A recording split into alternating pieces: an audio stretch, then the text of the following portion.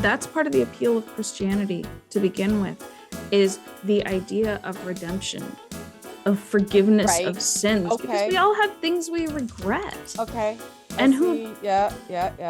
I mean, that's the appeal of it. And that's why the people who are honestly most susceptible to Christianity are single mothers in a way. Well, but also the supports they get through the church. I mean, in some places it's their only option. Yeah. The supports they get and the feeling of forgiveness for things they regret. Well, this is my issue with the left. And this is somebody, I'm left wing, right? Yeah. I used to joke, I'm so commie, my hair is red, but nerves are too raw now to make those jokes. But the left is doing this tactic that doesn't work, that they're trying to shame people into changing instead of offering someone a better alternative. And that doesn't mean, I know people like, just give me the answer that won't get me yelled at. Well, no, the culture war means somebody's going to yell at you. It doesn't matter who it is.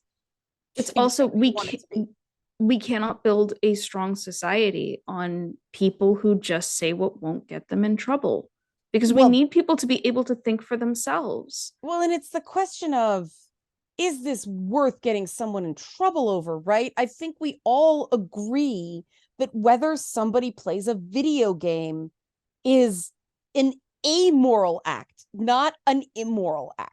It's not a moral act. It's not an amoral act. It's an immoral act. Sorry, it's an amoral act, not an immoral act. Too many vowels. Whether playing Life is Strange doesn't make you a good person. And they did the same thing with The Last of Us 2. Oh, this is female playable characters. It must be good. And of course, people defended horrible creative choices because they couldn't back down from the idea female playable characters good. And so they defended a game claiming it had a non-violent message at the end, when really in the show don't tell paradigm, Abby commits and Ellie commit brutal murders. Now, the woman Ellie kills, beaten to death, is already dying. She's already infected, but Abby commits an absolutely brutal murder and gets away with it. We're supposed to sympathize with her. How is that a non-violent message? It's not. But you were rules for thee, but not for me. Yeah, I wasn't even allowed to. When I said, the part where Dina's waxing poetic about the synagogue and she recognizes it immediately and all this, I'm like, this is a fucking church, because churches look different than synagogues. Yeah. And then I remember that I was streaming it. I was like, this is not a synagogue. This is a church. And I started saying, look, here are the pews. And this is a church. And then I saw the iris crosses in the windows. It's like, those are crosses. And then I went to that alcove because I said, okay, where'd the altar be? And I went exactly where the altar would be in a church, and went under the alcove, and it was lit. It was lit in such a way where you had to look for it, but there was a big old open Bible with a big old cross in it. And of course, the Torah in a synagogue is not a book, it's a scroll. Yeah. So a book would not be in a synagogue. Neither would a fucking cross. I was told, no, this game's progressive. You hate gay people, you hate women. Okay, so my comparison, and I'm gonna jump back over to Star Wars really quick, is they took away the EU and gave us the Disney Star Wars movies. And my comparison has always been, they took away my steak dinner, gave me gruel, and told me I was supposed to like it more because it was made for me. And there's an example of everybody got bogged down in the Mary Sue fight. And just like I don't care if somebody plays a video game, I don't care if Ray is a Mary Sue. There are plenty of male characters who have inherent ability that don't get it via training, blah, blah, blah, fucking spare me. But she was still a boring character at the end of the day. She's boring and she's flat, and Daisy Ridley was trying, but she just couldn't rise above the material in the way that all the original trilogy actors managed to. You know, So that's what was amazing about that original cast, is they were just so damn earnest that they sold that shit. also, even just looking at the books, so you took away Tanel Ka, you took away Tanel, how do you say her name? Tanel Dejo, whatever her name was. You took away Mara Jade. You took away all these other women who were well-balanced characters who people loved. Male fans loved these characters. Yeah. And not even just in a sexual way. Jaina Solo was literally the sword of the Jedi. I get that they were having trouble tracking who did what, and they were having trouble tracking who to pay royalties to, and so they just wiped it all out. But the number of characters, I mean, Kylo Ren was Ben, you know, he's Ben Solo instead of Jason Solo, and it's the exact same character going through a very similar arc. So why make the change in the first place? And you didn't even get Vergere, who was a fascinating character, another female character we lost, who had a whole lot of nuance. And it is really fair to say, okay, there's some ego involved. And I mean, okay, if you ever see the making of vignettes with Dave Filoni, he's such a Star Wars nerd. Yeah. But and, you know, I just want to he clearly prioritizes the stuff he created above everything else. And so you notice everything he did is canon. Yeah. Nothing else is. Well, I mean, we still have Thrawn, who was created by Timothy Zahn. Right, that made it in. Who's still right. And I'm sorry, Zahn also created Mara Jade. I will never be over Mara Jade. Well, I loved her. I have a real issue. I think we've talked about this on a previous episode. I have a real issue with the way they're handling the idea of Buddhist attachment. It's wrong. It's wrong. It doesn't mean you don't love anybody. It means you don't get so, and this is very on point for this. It means you don't get so attached to stuff that, you know, the Stoics talk about, you know, someday I will be dead as a meditation point. There's a reason for that. Is this really worth getting upset about? You know, if you died tomorrow, would this be the last thing you wanted to be remembered for? No? Okay, chill the fuck out, right? And people would have done better to remember that fighting over all this stuff. You don't make your point by seeming insane. And that's the problem a lot of Comicsgate types made. You know, when Ethan Van Sciver's cutting the head off Captain Marvel dolls, a lot of people go, yikes. Right? Yeah. And I mean, that is not talking about the merits of the points. The problem with the tactic is the minute you start seeming crazy, people don't trust you on the points, and they're not going to go look it up because they don't care enough. And that's where the trans activists lost people on Harry Potter too, because they didn't care enough, and they assumed an investment in the people they were trying to persuade that weren't there. And it's the same with criticism. So one thing I will say, not quite in Ethan Van Sciver's defense, but just as a comment. So from what I saw, obviously he had his issues in the industry. The reason I saw people start attacking him online was because he did a sketchbook, and My Struggle. Yes. Yeah, with Sinestro on the cover. Which I'm like, that doesn't, I may be wrong, but I don't think that was worth getting so worked up over. It was the wrong fight, because again, it comes down to, so what? So what? He did something deliberately offensive. So what? So what? If you can't tell me so what, don't expect me to get on side, because then you're just being coercive. And because they got on him for such a small issue, essentially non-issue, it created a rallying cry, and that's why he now has a cult. Yep. And it was really funny during the Hogwarts Legacy thing is people in this in one breath they were saying, how can you defend something that's anti-Semitic? You're Jewish. And I said, well, because I've had this fight before. People don't listen. They don't care. I'd rather just, hey, can I talk to you for a few minutes about the content of the game and let you know why people are upset? Then you're a bad person. It just doesn't work. And then then in the next breath, they'd say, you have no skin in this game. You're not a trans person. It's like, there's anti-Semitic content in the game too. Yes, I do have skin in the game. And that's precisely why I don't like this tactic. I think it's people don't understand why you think they're a bad person.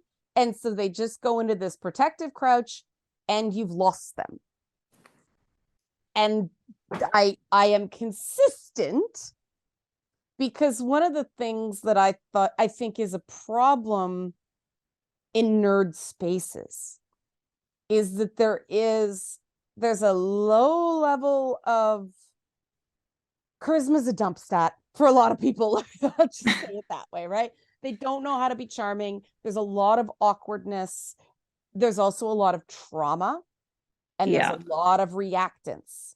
And when you get that, you get people with very legitimate concerns, not arguing them well, not expressing them well. And whenever these things get hot, it makes that worse instead of better. Because in all these things, Gamergate, Comicsgate, The Last of Us, what was the other one? Oh God, Hogwarts Legacy, the most recent one. Oh my God, it just gone from my brain. It became a fight about the fight instead of a fight on points. And the minute you get a fight about the fight, nobody's listening to each other. You're not actually communicating anything other than shirts versus skins, red versus blue, us versus them. And at that point, you've lost any ability to get anything productive done. You've lost the ability to advocate successfully. You've lost the ability to tell someone the good news about Jesus or anything else. Because it's just the fight. It's the US Civil War where, neighbors were fighting neighbors because of the side of the conflict they happened to be conscripted into. And the US has never quite recovered from the Civil War. A lot of the culture war fights that they're having now can be traced directly back to that. And that's not insignificant, I think. But you say that and it almost gets treated as sympathy for the devil, because so many people are taught, Lincoln freed the slaves, and Lincoln didn't free the slaves because he liked black people. He freed the slaves to destabilize the South. Also didn't actually free them. Well, no. Technically. Hence Juneteenth being a thing. Yeah. There's I saw a video recently on basically how the modern interpretation of Lincoln nowadays is a complete and total lie. And it's all propaganda. A lot of the US presidents, the depictions are propaganda, not history. True. There, the part of history that's always interested me is the human aspect. Me too. Because it's a lot of history teaching, it's these really broad strokes. Yeah. And it's just okay, governments made these decisions. And I'm okay, but what about the humans behind them? Which is part of why I'm fascinated with Anne Boleyn. Right. But one story I remember hearing about the Civil War was, especially in the South, a lot of young men would sign up for the army, not because they cared about the war at all, but because a woman would not look at you if you were not in uniform. That's right. And it's so to say, and also there were elements to the war that were not about slavery and that were about Oh, most of it wasn't about slavery. Yeah, and that's the problem when you reduce it and you try to say, "Oh, the Confederates flag is just it's a pro-slavery symbol." It's like, no, it's not. It like yes, it I has some mean, context to it. this is a And tough one, right? Because so I it's want to like, say I'm not so much advocating for the no, I flag know you're not. itself. Yeah. It's just the reductionism of Well, it. it's double blind reduction, right? Because Mhm. the people that ignore the fact that people who are pushing racist arguments fly that flag. That's Mhm. undeniable. And this is where we get into intention versus impact, and this is really important in terms of criticism as well. Because okay, a Black person sees the Confederate flag, they're not going to think of states' rights. They're not going to think of, um, the lost cause. They're going to Mhm. think you is racist, right? Yeah. Because that's their experience with that flag. Yeah. That's fair. The same reason, I mean, I don't like the overuse of the term Nazi because it's really insensitive to people whose families survived the Holocaust. The the Holocaust was not just, the Klan. It Mhm. was the same thing with apartheid, the same thing with, I mean, when something has a name that's unique, there's a reason. Um, Yeah. People overuse the term pogroms too. That was a specifically Russian phenomenon. It's important that people know the history of the words they're saying. Now, there's a difference between whether something has been used to communicate racism and something being inherently racist, right? Mhm. And it's the same thing that when I teach gender and game design, the name of my talk is called Accidental Sexism in Game Design. I would love to see that, by the Yeah, well, way. it's basically a series of examples of how well-meaning people tried to be not sexist and ended up being sexist. Like Mhm. I show that Shao Kahn and Liu Kang have always been half naked in Mortal Kombat. They only covered up Kitana in Mhm. subsequent games. I compared how people reacted to the gratuitous butt shots of Miranda Lawson in Mass Effect, where she's fully clothed. She's just in a figure hugging bodysuit Mhm. versus Jin Sakai, who's literally bare ass naked in the hot springs. And I show that whenever you treat one group of people on a different level than another group of people, that is discrimination. Mhm. But you don't mean to.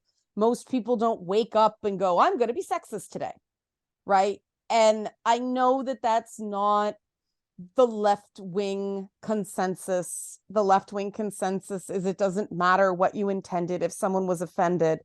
I disagree because you can only persuade the people you can persuade. And if somebody is deliberately being racist, you're not going to stop them. No.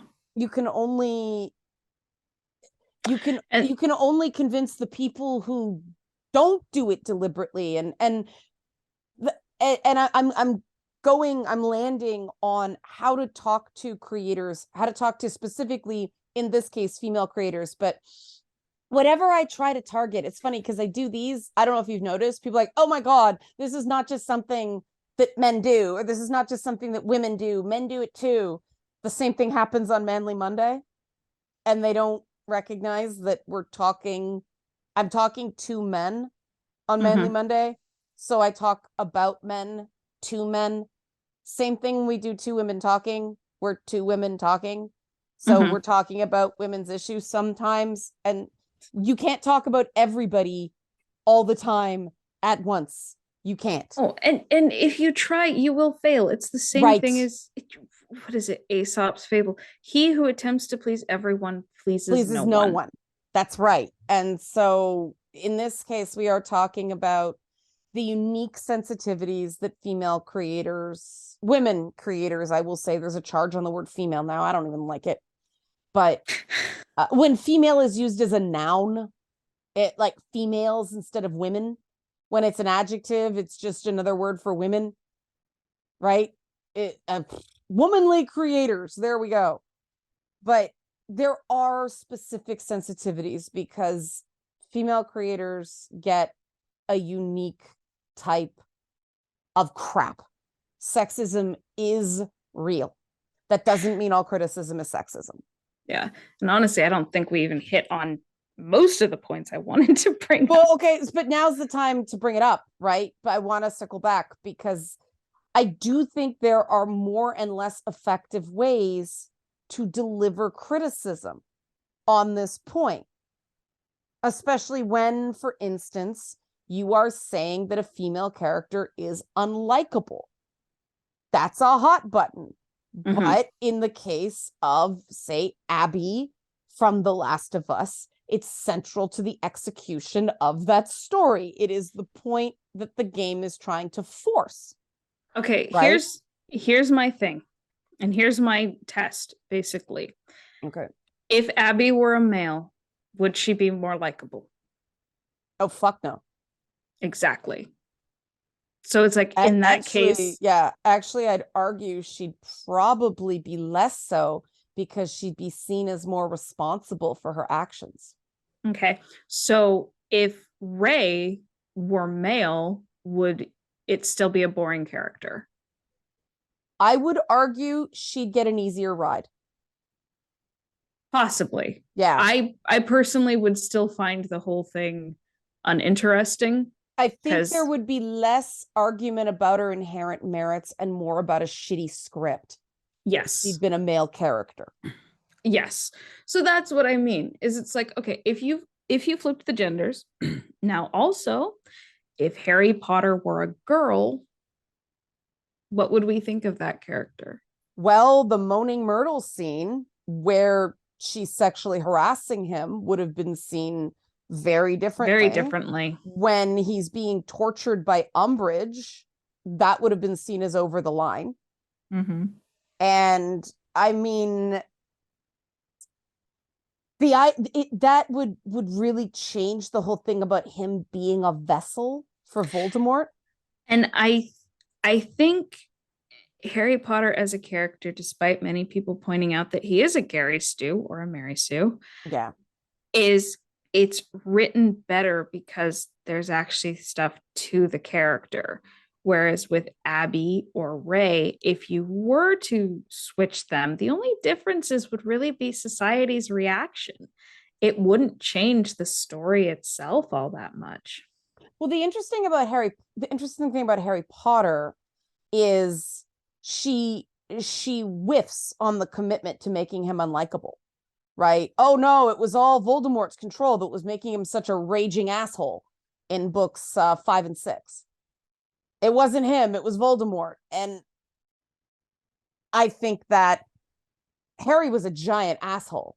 Mm-hmm. And in those things, a female character could never get away with being that shitty to her friends. You know, Taylor Swift has essentially said if she were a guy, people wouldn't give her the hard time they do. Oh, if she were a guy writing songs about girlfriends that way, she'd be ripped apart. If Taylor Swift were a guy, she would be exactly what every mother warns her daughter to stay away from. Yeah. And that she'll use you and throw you away. She has a song from one of her folk albums called Betty, which it's the story of this 17-year-old boy who cheated on his girlfriend and is now trying to get her back. Okay. And I listened to that song and I'm like, this is what Taylor Swift would be if she were a guy, is this character of James. Yeah. And it's interesting because it's like every time I listen to the song, it's kind of an enjoyable song to listen to, but I'm also like the red flags. Like there's a point where he says, would you kiss me in front of all your stupid friends? And I'm like, I'm sorry, calling a girl's friend stupid is one of the first red flags of a boyfriend. And so I'm like, there's all these red flags, and I don't think she even knows it. Well, that's again, if we look at, again, what you're doing is something called the substitution test here. If people are wondering, take one person or take one issue. Would it be seen as different if a variable changed? It's almost a trolley problem. You know, what would you pick? How would you feel if this was a Black person it was happening to? How would you feel if it was a Jewish person that it was happening to? Does it change the message? If so, something's wrong. And I do think that, you know, I did that a few times with She-Hulk when people were assuming the intent of the creator. Because if you think about Jen's story, right? And a guy who is painfully insecure, lacking in self-awareness, pushing away all his friends at the beginning, only to get used by a couple of bad women, and you know, then comes out all right at the end. That story has been told by men about men again and again and again and again, and nobody assumed that the movie was backing their bad choices, or the show was backing their bad choices. I mean, we talk all the time about the number of women and men who start off as womanizers. Iron Man, Star-Lord, even, you know, Doctor Strange starts off as a huge dick, and we're supposed to believe they change. We don't see it.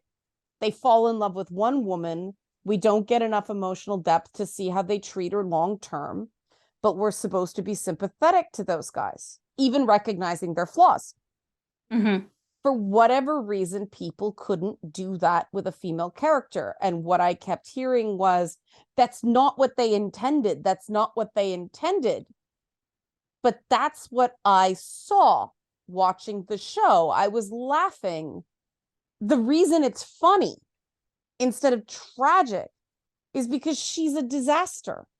And she really did, you know, they always say, don't be the drunken lush at your friend's wedding. And that's what Jen is, right? She is so miserable that she couldn't handle the whole thing. It was a toxic group of friends. And it comes back to that issue we've talked about the hot mess. Right. And how acceptable it is. And I do think that leans into criticism as well, right? That, you know, I do think, because I remember when Alanis Morissette's Jagged Little Pill came out, it was very controversial that she was talking about real life relationships. You know, it's sort of a continuum.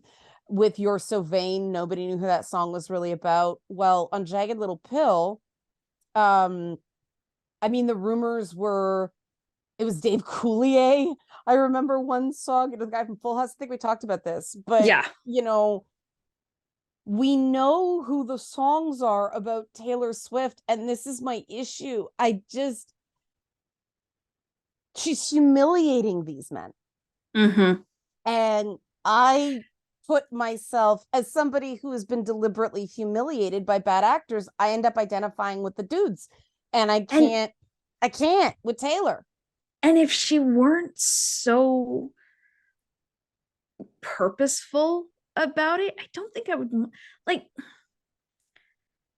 you know, you look at, there's a song by Fleetwood Mac, it's Go Your Own Way. Yeah. And it was written by, oh my God, Lindsay, what's his name? And it's written about Stevie Nicks. Yeah. And you can go your own way. Exactly. Yeah. The Shackin' Up's All You Want to Do song. And it's written about Stevie Nicks, and Stevie Nicks had to sing backup on that song. Yeah. And it's, I mean, the drama between those two has but that's like every No Doubt hit in the first 3 albums, right? It was about their breakup. Absolutely. And it's like, it's not a bad thing. I feel bad for Stevie Nicks, but I mean, she's clearly the one who's won in the end, because they just kicked him out of the band because they would rather have Stevie. Yeah. Which, good for her. Yeah. But I mean, we do treat women differently than men. If that's a contentious statement, Lord, right? Like, get me off this planet. And that matters when it comes to analyzing and criticizing works about women, works by women, and then works by women that are about women for men. And I'm quadranting again. Mm-hmm. Each thing, Jen Gao's work for Rick and Morty, different than Jen Gao's She-Hulk. Well, last night my mom was watching the Netflix show You. Okay. And it's like, the main character is a guy, and it's a thriller, but I'm like, this is aimed at women. Right. It's like, so it doesn't matter whether the main character is male or not. It's written for women. Look at something like Supernatural, which over time, it's about two brothers. Yeah. But more and more became about fan service for that rabid female audience. Right? Which is interesting because they made a few points about their rabid female audience. Yes, they did. Which I don't even blame them for. No, that was creepy. No, season 3 through season 5 of Supernatural is gripping. It's a good show, but it flew under the radar in terms of like a lot of the things it said because of who it was for. Because the audience was teenage girls who didn't understand what the writer was trying to say. It was just, for people who don't know, the same showrunner who did the first 5 seasons of Supernatural is now the showrunner on The Boys. And he's reused a lot of similar things with the relationship with Butcher Huey. That's their relationship name, their ship name now, Butchie. Butcher and Huey are very much like Dean and Sam in Supernatural in terms of that flawed protector who thinks he's lost and is self-destructive and not being able to save Huey because, and not being able to save Sam, so on and so forth. But people don't see it because The Boys is not made for the teen girl squad. But those first 5 seasons of Supernatural, quality TV, shockingly quality TV. Before especially the CW became the CW. Yeah, but it just went on and on and on and on. And that rabid female fan base was terrifying. That was peak Tumblr. Oh, yeah. That was when Tumblr was at its biggest. I remember you could not be on Tumblr. You could not go far without encountering Supernatural, Sherlock, and Doctor Who. Yeah. Oh, God. And I think that's a big part of the reason why the really cool love interests in the early seasons never lasted. Oh, the fans hated them. And they were good characters. They were really good characters, but the fans hated them because they were getting between them and their crushes. And I'm still convinced that part of why gay romance is so popular with female readers is because there's no woman to compete with. Well, that's why I think they should have given Loki a boyfriend instead of Sylvie. That was a misstep, but there's an example of a bunch of dudes trying to inaccurately predict because Loki fangirls are another one. I love that character. Well, I love how I love what the actor does with the character. The character's unevenly written. Loki fangirls are fucking terrifying. And I mean, their main ship is Thor and Loki. I know, that's fucked up. But I mean, they shipped Dean and Sam too.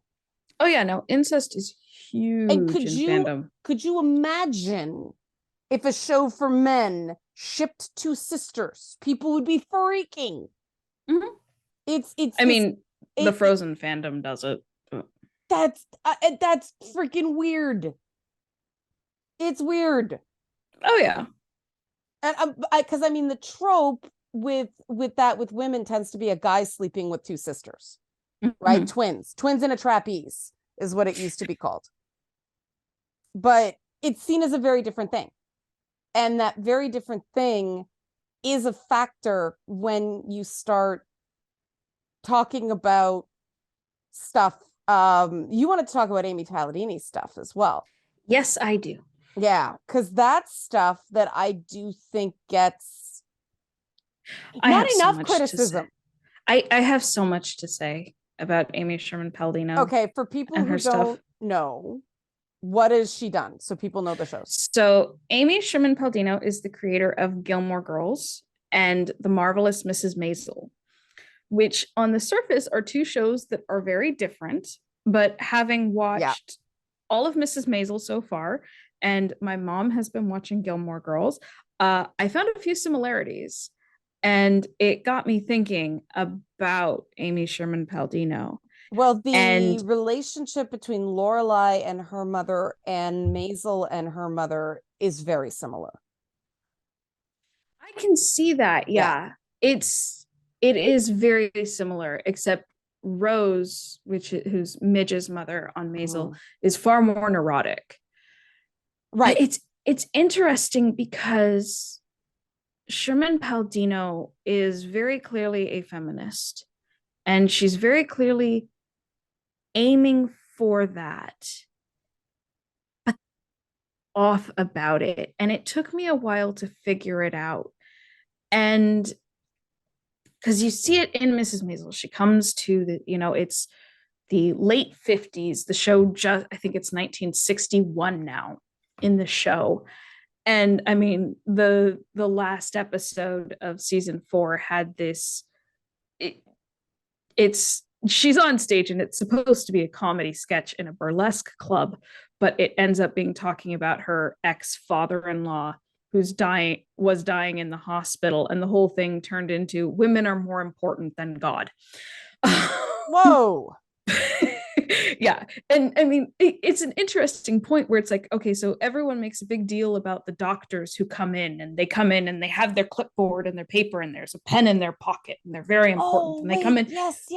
I remember this now. Okay. Yeah. And so they talk to you for a minute and then they go out. But the ones who actually sit with you and take care of you in the hospital are the nurses. Right. It's the women who are being nurturing.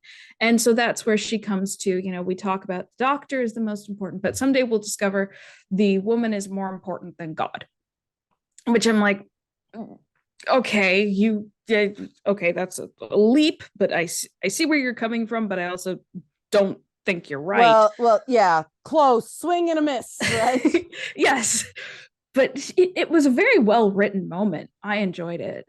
And that is a character's perspective. You don't have to believe the show is advocating that perception. Just the character believes it. Exactly. Right. And again, she had a point that she was making. So I'm like, okay, but yeah, you know what? It was a good moment for Midge too, especially. But so then I came to Gilmore Girls and my mom's been watching it. I tried to watch it. I watched season 1 and then was like, I don't care. I'll just occasionally sit down and watch it with my mom. Well, we've talked about Gilmore Girls on previous shows, but I sort of lost, Gilmore Girls slowly lost me, I guess is more accurate. That I really liked the dynamic. It was the same thing. Right. I liked the dynamic between the different generations of women. I liked what they were doing about the rebellion and how society frowns on female rebellion. And then it just.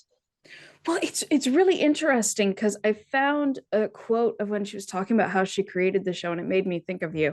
And I think you'll understand why in a second. So she went into a meeting to pitch several story ideas she had for shows. And the executives were like, no, what else have you got? So she started creating the idea on the spot. And I know you've talked about a few pitch meetings you've been in before, which go off the rails. Yeah. Yeah. And so she just started creating this story about the single mom and her daughter in this small town on the fly as she's in the thing. And then it turns into this massive 6-7 seasons and a Netflix special thing. And it's interesting because there's several points in Gilmore Girls where there's references to like the 50s and women in the 50s. And if you just watched Gilmore Girls, it might not stand out to you, but because I had already watched Mrs. Maisel before, I could start seeing some parallels.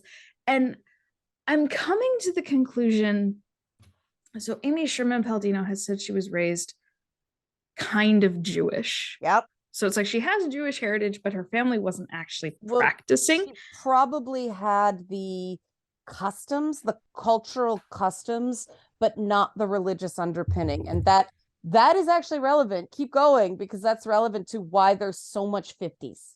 Yeah, and that's what I'm thinking is it's like it was like, okay, there's customs, there was some culture to it, but not actually the religious practices. Yeah. And apparently I haven't seen it, but my mom has said she's seen it. She's seen the whole show at this point. But there are, so apparently the Gilmores are Jewish. Okay. It's never really focused on, it's just kind of referenced. But she said that she was raised kind of Jewish, and like now she's learning more about her heritage. Mm-hmm. And I think she's struggling with that. And I feel like she feels like an outsider in it. The fact that, so she gets to The Marvelous Mrs. Maisel, which is about a Jewish woman, and she casts an Irish actress for it instead of an actual Jewish woman, which says a lot about following typical beauty standards. As well as the lack of a grounding in that identity. Like when it was just people criticizing the father's casting, like he's so well cast. The actor is the guy from Monk. And he plays the neurotic Jewish professor very well, in my opinion. Okay, and at least there's like, it's like Oscar Isaac, who has Italian background, playing Moon Knight, who's Jewish. Yes. Okay, at least they came over in the same immigrant wave, right? Yeah. It's a run-on joke. I mean, the Fablemans did the same thing, right? Paul Dano is not Jewish. Michelle Williams is not Jewish. And they're cast as Steven Spielberg pseudo-fictionalized mother and father in a pseudo biopic. Like even Steven Spielberg couldn't cast Jewish actors as his parents. It's this weird self-hating Hollywood Jewish people thing. Yeah. So, and so I see that kind of self-hatred thing, or this lack of a grounding in this identity she's trying to claim for herself. But then there's also these feminist talking points. So there's in season 1, there's a comedy sketch comedy thing where is this Maisel or Gilmore Girl? Mrs. Maisel. Okay. Where Mrs. Maisel is on stage and she's talking about the Dr. Spock book.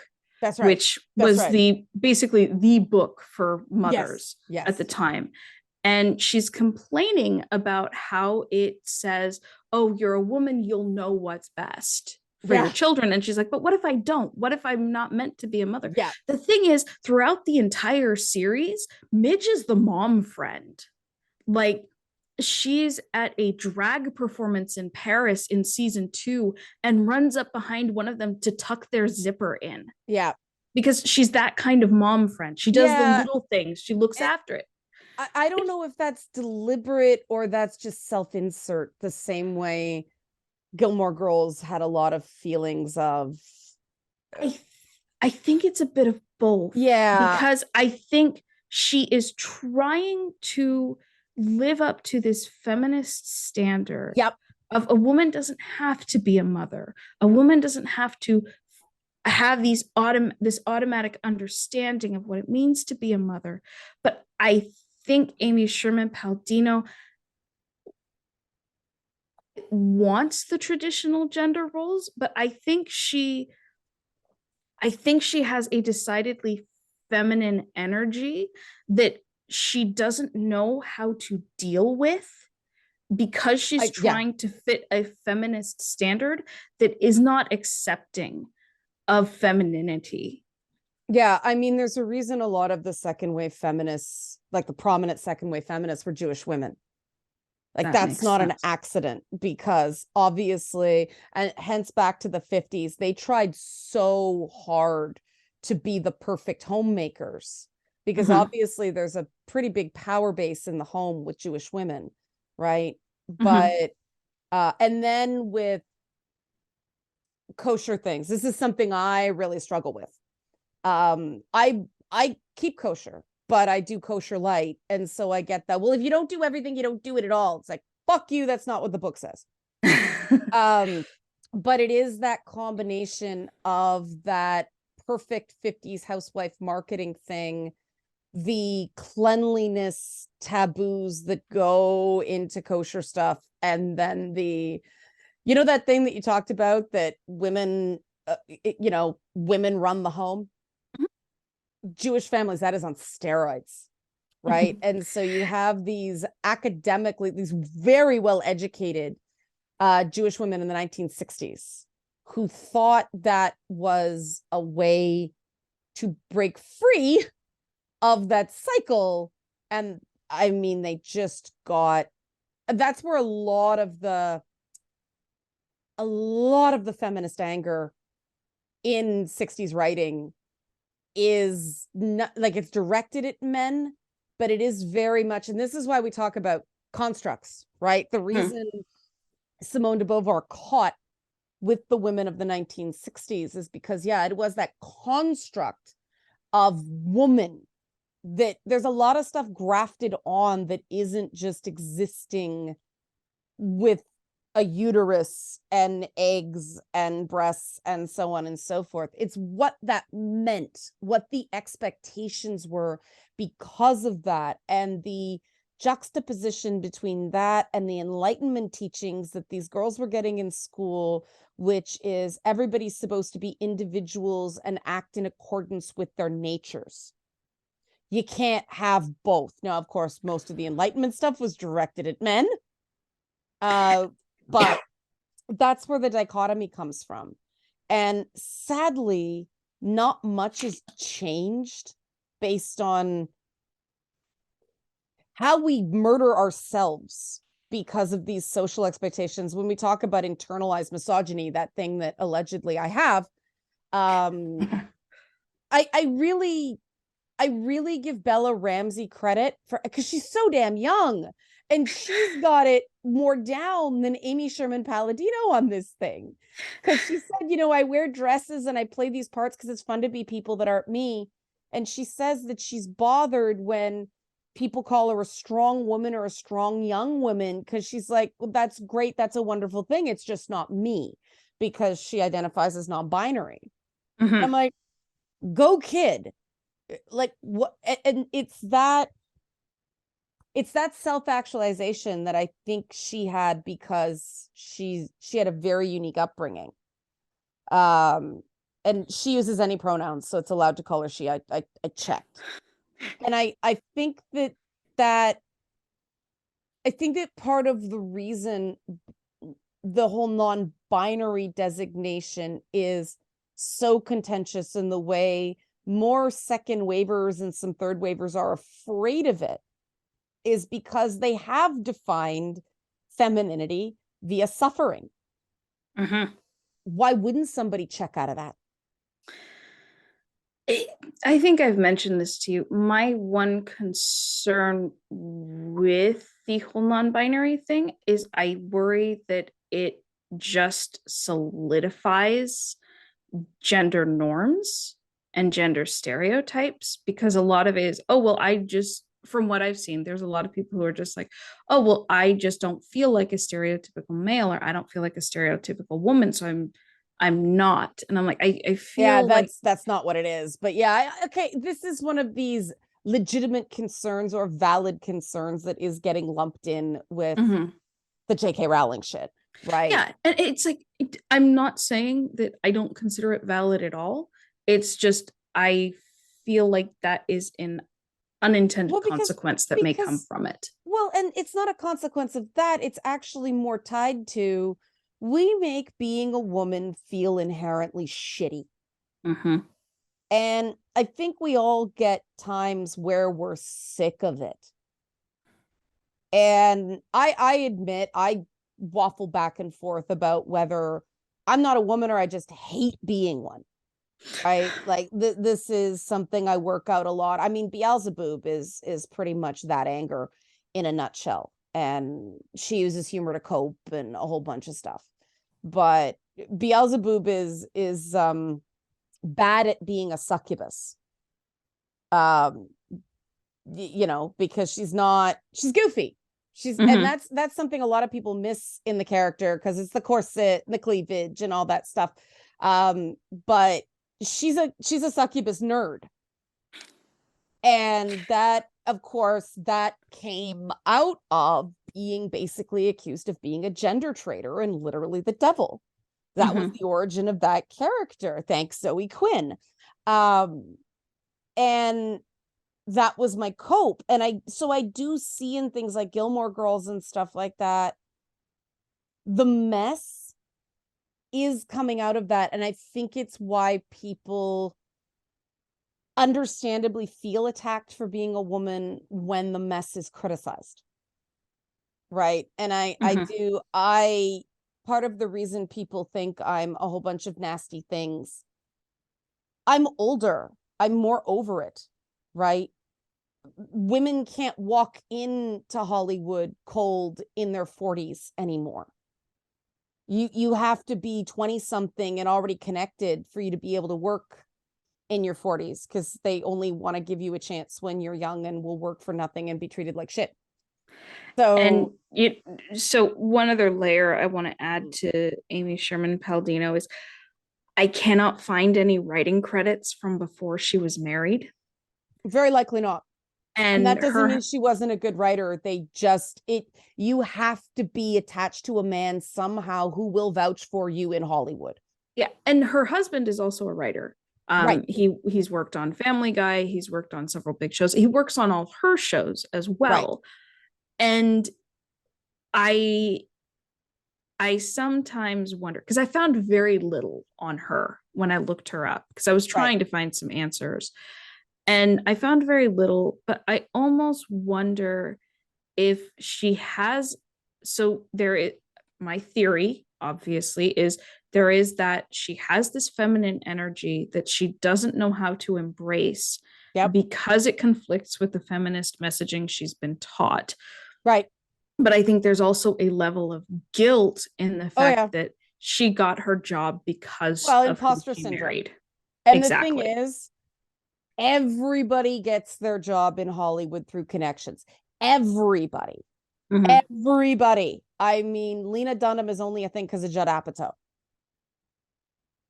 I don't even know who that is, but I already don't like him because of that. He did a lot of those. He did the movie Knocked Up as well. Oh, yeah, those ones. Yeah. Oh, I already didn't like him. The all-female Ghostbusters was championed by, I think his name's Paul Feig. And I think that's part of the reason why there is such a touchiness, because there is so much sexism in Hollywood.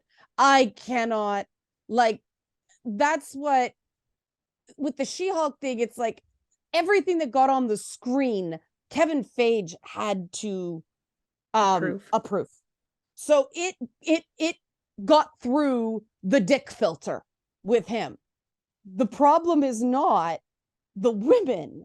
It's the guys making these decisions are so out of touch with the concerns of regular men, they miss shit. Stop yelling at the women for that.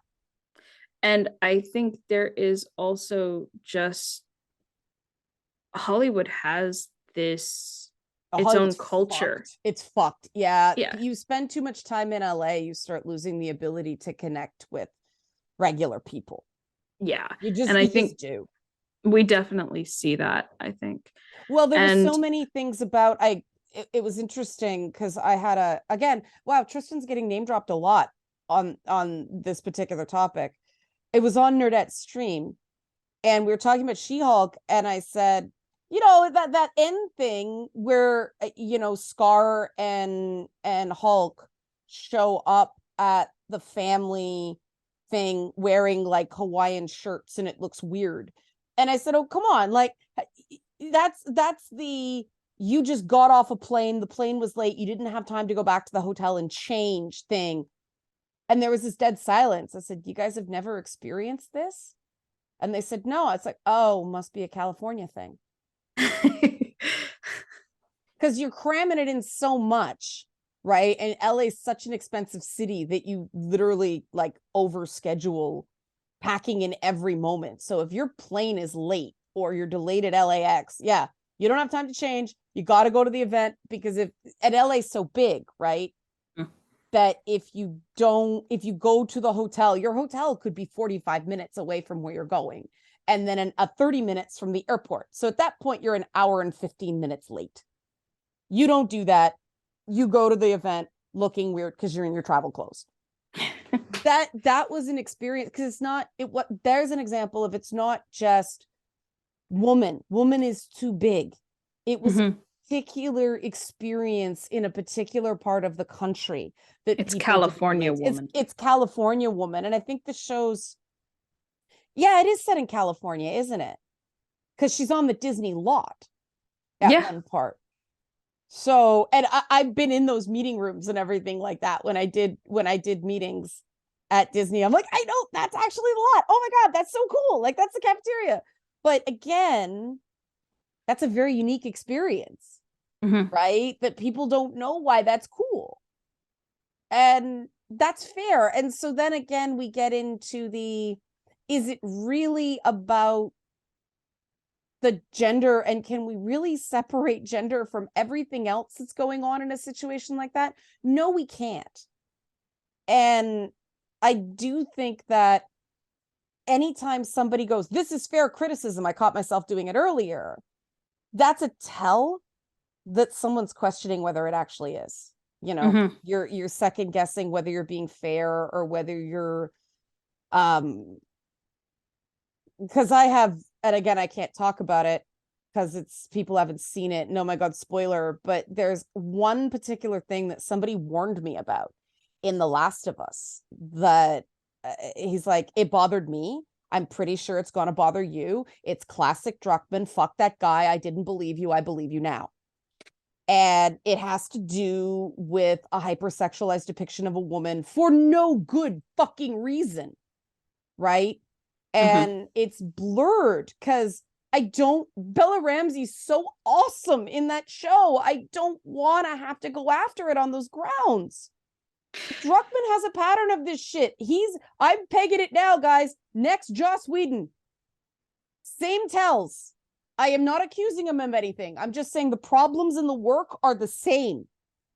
Right? There's just inherent things, because this is the same guy that had to be told, no, making a fungal infection that only affects women and you making your zombies bare-breasted, maybe not something you want to do. He credits Arnita Sarkeesian with making him realize that was wrong. Holy fucking shit, dude, you are so far behind, right? If you need Anita Sarkeesian to teach you something like that is wrong, that was a you problem. But see, there's an example of, okay, she had a positive impact in that regard. Her methodology's fucked. And she's using stuff that's super old and doesn't apply to video games. But okay, at least we got one good game because he listened to her. The problem is guys like that only listen to the sex negative feminists. And so we end up with really toxic shit. And Bella Ramsey's performance does not, and it was an episode he directed, and so it's more direct. I'm not seeing it in the rest of it that I've watched. So I want to be really clear. And this is me being fair, right? You should be able, my opinion is you should be able to say at least one positive thing about something you're criticizing. Because you also should show knowledge of subject. But if you can't find one thing to say, okay, this part was good, especially on things with this much money and this much talent in them, you're not objective. And, if somebody wrote really shitty fanfic and you're dunking on that, okay, why? It's somebody's fanfic. Come on. Nobody's getting paid. Big deal. It's bad. Some people do, though. Be kind. But they do. But that's the thing. Be kind. It's fan fiction. No one is claiming it's anything but that. True. I do think that part of the reason people went so apeshit over Star Wars is it did feel like fan fiction quality storytelling. Yes. Not even good quality fan fiction storytelling.